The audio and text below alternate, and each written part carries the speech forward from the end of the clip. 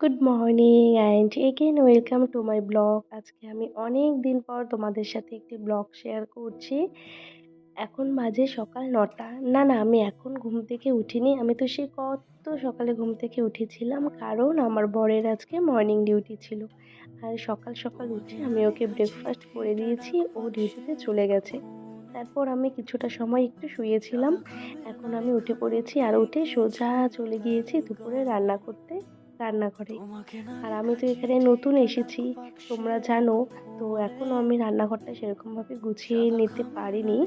তবে আশা করছি খুব শিগগিরই সবটা নিজের হাতেই গুছিয়ে নেব। আর এখানে আমি দুপুরের জন্য বাঁধাকপি কেটে নিচ্ছি। দুপুরে রান্না করব আজকে বাঁধাকপির ঘন্ট আর চিকেন। এখানে আমি বাঁধাকপি আলু সবটা কেটে নিয়েছি।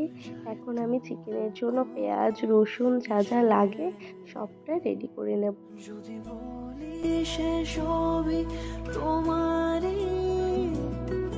তোমাদের কাছে হয়তো রান্নাঘরটা আমার একটু অগোছালো লাগছে, আমি সেটা বুঝতে পারছি। ওই যে বললাম না, নতুন জায়গায় একটা জায়গায় শিফট হলে একটু তো প্রবলেম হবেই, তাই না? আর আমি এখানে আসার পর থেকে একদমই ব্লগ বানানোর সময় পাচ্ছিলাম না।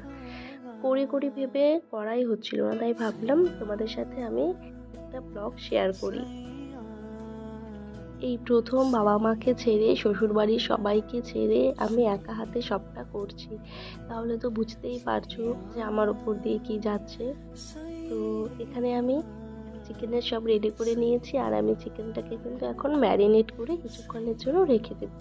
তো চিকেনটা আমার ম্যারিনেট করা হয়ে গেছে, এখন আমি এটা রেস্টে রেখে দেবো। আর এদিকে আমি বাঁধাকপিটা বসিয়ে দিয়েছি।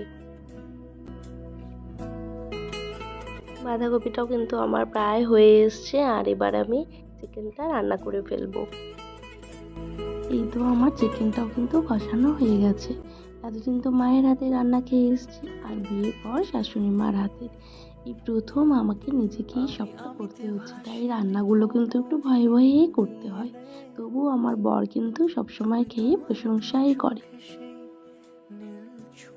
আমার রান্না কমপ্লিট। এখন আমি ঘরটা ঝাড় দিয়ে ঘরটা মুছে এখন আমি স্নান করে নেব। এই তো আমি স্নান করে চলেও এসেছি। আর আমাদের এখানে কিন্তু অনেকটাই ওয়েদার চেঞ্জ হয়ে গেছে। এখানে কিন্তু ঠান্ডাটা অনেকটাই কমে গেছে। আর এই ওয়েদার চেঞ্জে কিন্তু স্কিন কেয়ার করাটা খুব দরকার। আর আমার তো এই ওয়েদার চেঞ্জে স্কিনে ভীষণ প্রবলেম দেখা দেয়, তাই আমি চেষ্টা করি এই সিজনটাতে একটু স্কিনটাকে কেয়ার করার। যদি বলি সে সবই তোমারই। আর যে ইয়াররিংসটা আমি পরছি সেটা কিন্তু আমার বর আমাকে বিয়ের পর গিফট করেছিল। এই তো আমি পুরো একদম রেডি হয়ে গেছি।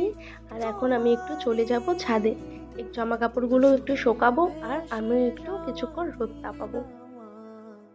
আর আমাদের এখান থেকে কিন্তু একদিকে একটা পাহাড় দেখা যায়, তবে জানি না আমি এই পাহাড়ের নামটা কি। আর আমি এই ছাদে বসে বসে অপেক্ষা করছি যে আমার বরমশাই কখন ডিউটি থেকে চলে আসবে। আর এই তো বলতে বলতে ও চলেও এসেছে। আর এই ছিল আমার আজকের ব্লগ। যদি ব্লগটা ভালো লাগে তোমাদের, তাহলে লাইক কমেন্ট শেয়ার করে দিও। আর দেখা হবে আবারও কোনো নেক্সট ব্লগে। Tata bye.